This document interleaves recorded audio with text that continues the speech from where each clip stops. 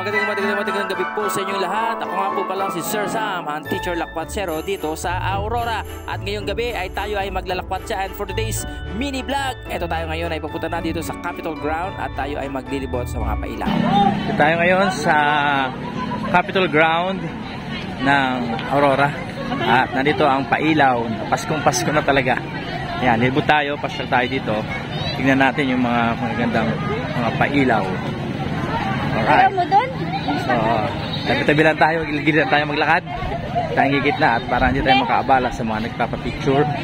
Ayan, ganda. Woo! Alright. At ito na ang simbahan.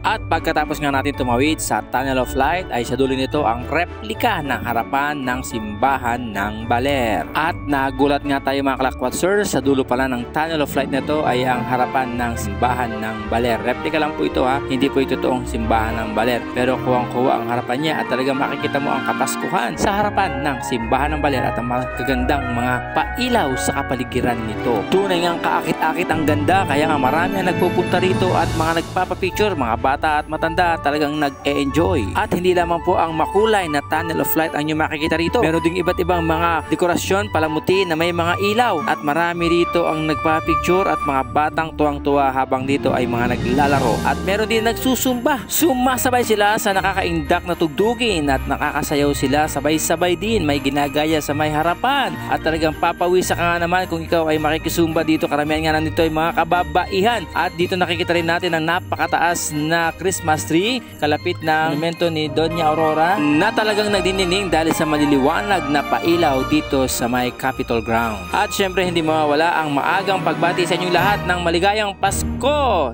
Syempre at Happy New Year din sa inyong lahat. Patunay lamang ito na talagang sa Pilipinas, maaga ang Pasko. At syempre hindi tayo naglibot na mag-isa, kasama natin ang apat na batang ito, si Shay Shay, si Lele, si Anime at si Venus. Nagpa-picture sila dito sa mataas na Christmas tree. Marami-rami din silang nilibutan at sila nagpa-picture kung saan-saan basta maliwanag at maganda ang kapaligiran. At pagkatapos nun sila ay nagutom at sila ay kumain ng shawarma. Alright. Dito ay merong Belen. Ang tawag namin sa Tarlac ito ay Belen.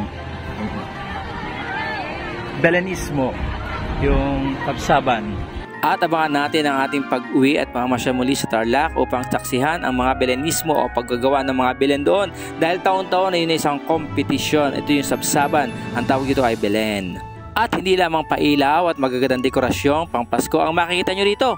Meron ding mga nagtitinda ng iba't ibang mga pagkain pang merienda. At nakita nga natin dito na napakahaba ng pila sa isang tindahan dito ng siomai kay Ate Yoli Bekenemen. Shoutout kay Ate Yoli, talagang pinipilahan ang kanyang 5 pisong siomai. At narito pa ibang mga tindahan, mga pizza, mga milk tea at iba pa. At syempre shoutout din sa ating mga kaibigan na nakita dyan, nakilala natin, lalo na dito sa tindahang ito. At syempre ang binili ko at papasulubong ko sa aking meses ay ang aming paborito, ang tradisyonal na bebingka na kung saan ay tuwing Pasko o ganito mga panahon nyo lang talagang matitikman ang masarap na bibingka. Nagulat tayo at meron na rin pala naggagawa dito sa Aurora, dito sa Baler Traditional Bibingka. Since 2019, nag-order tayo dito ng bibingka at sabi niya ay saglit lang at maluluto na. Kaya nga't inabangan na natin dito ang pagluto ng napakasarap na bibingka. Pero biglang nag-brown out mga kalakwatsers at dumilim ang paligid na wala magagandang mga kulay, mga palamuti at mga ipailaw.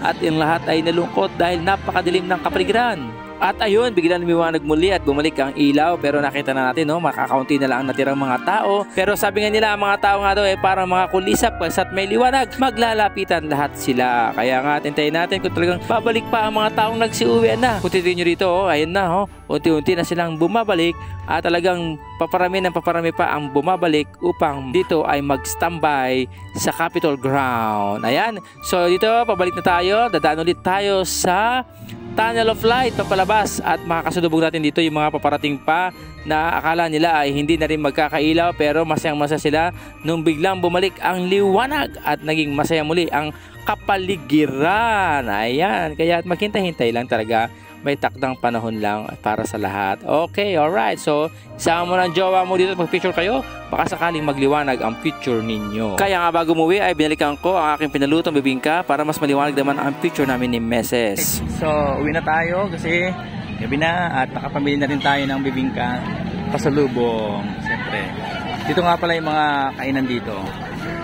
Pwede kayong bumili ng mga gusto yung merienda. Ayan o, habang nagpapalipas ng oras, may kinakain kayo. Diyan. At hanggang dito lang muna ang ating for today's mini vlog sa ating pamasyal, paglalakad siya, paglilibot dito sa Capitol Ground na kung saan ay inikot natin ang mga magaganda at makukulay na mga palamuti at mga pailaw. At talagang nagpupuntahan mga tao dito, marami. Hanggang January 5 pa po ang pailaw na to at sana makapunta kayo doon sa mga nagsha-shoutout dyan at mga bumabati sa atin na uwi na sila. Sana all daw makauwi na sila. Ayan yung mga pangalan nila, nalagay ko dyan. Ayan o, sana makauwi na kayo at ma-enjoy nyo din ang Pasko ng Baler, Aurora o Pasko dito sa probinsya ng Aurora. Hanggang sa muli, ito yung Kalakwat Sirs. Laging kasamang lakwatsero. Walang iba kundi si Sir Sam. God bless everyone. Thank you. See you on our next video. God bless everyone. Bye-bye.